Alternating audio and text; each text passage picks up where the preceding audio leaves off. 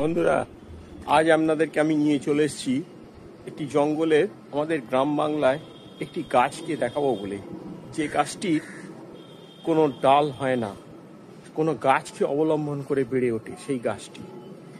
আর সেই লতাটি যে গাছকে বেড়ে ওঠে অবলম্বন করে সেই গাছকেই মেরে ফেলে। এমনই একটি লতা, কিন্তু নামটি ভারী সুন্দর। তার নাম হচ্ছে স্বর্ণলতা। কেন স্বর্ণলতা বলা হয় অনেকেই চেনেন গ্রাম বাংলায়, কিন্তু এখন দুষ্প্রাপ্য হয়ে গেছে, দেখাই যায় না সেই স্বর্ণলতা।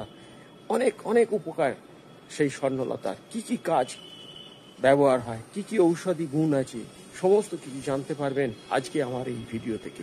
যদি ভালো লেগে থাকে তাহলে আমাদের একটি লাইক, কমেন্ট, শেয়ার করে যাবেন। আর যাবার সময় বেল ঘন্টাটা টিপে দিয়ে সাবস্ক্রাইব করবেন। আমাদের ভিডিও দেখেন, একটি সাবস্ক্রাইব করে যান। চলুন এবার দেখাই সেই গাছটিকে। এই উদ্ভিদটি হচ্ছে স্বর্ণলতা, সপুষ্পক পরজীবী স্বর্ণলতা, যা প্রাকৃতিক রহস্যময় পরজীবী ঔষধি গুণে ভরপুর। এই স্বর্ণলতা, এই স্বর্ণলতায় বেশ কিছু ঔষধি গুণ রয়েছে প্রাচীন ভারতের চিকিৎসায় ব্যবহৃত, যেমন পেটের সমস্যা, কোষ্ঠকাঠিন্য, পিত্ত, কফ, কৃমি, ব্যাকটেরিয়া সংক্রমণ প্রতিরোধে খুব ভালো কাজ করে এই স্বর্ণলতা। পেটের সমস্যায় যারা ভুগছেন, এই স্বর্ণলতার নির্যাস যদি খেতে পারেন, পেট ফাঁপা, কোষ্ঠকাঠিন্যর মতো যারা ভুগছেন তা থেকে তারা উপশম পাবেন, উপকার পাবেন। রক্ত এবং পিত্ত সম্পর্কিত সমস্যায় যারা ভুগছেন, খুব কষ্ট, সেই কফ নাশক হিসাবে, রক্ত দুষ্টিনাশক, পিত্ত ও কফ নাশক হিসাবে পরিচিত এই স্বর্ণলতা।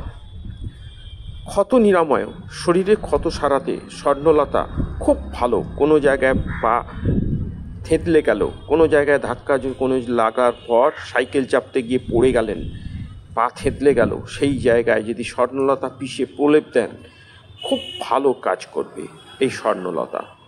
জন্ডিস, ডায়াবেটিস, অন্যান্য রোগে যারা ভোগে তাদের জন্যও খুব ভালো এই স্বর্ণলতা। জন্ডিস, রক্তচাপ, ডায়াবেটিস, যকৃতের রোগ, চুলকানি, শ্বাসকষ্ট, ক্যান্সারের মতো মহামারী রোগের হাত থেকেও চিকিৎসা করার জন্য স্বর্ণলতা গাছকে ব্যবহার হয়ে থাকে। বায়ুনাশক হিসাবেও খুব জনপ্রিয় এই স্বর্ণলতা। পেটের বায়ুনাশক সমস্যার সমাধানে স্বর্ণলতার বীজ চূর্ণ করে খেলে উপকার পাবেন।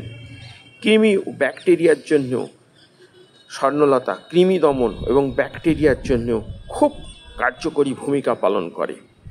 মুখের রুচি ফেরাতেও সাহায্য করে। স্বর্ণলতা সেদ্ধ করে সেই পানি পান করলে মুখের রুচি পর্যন্ত বাড়ে।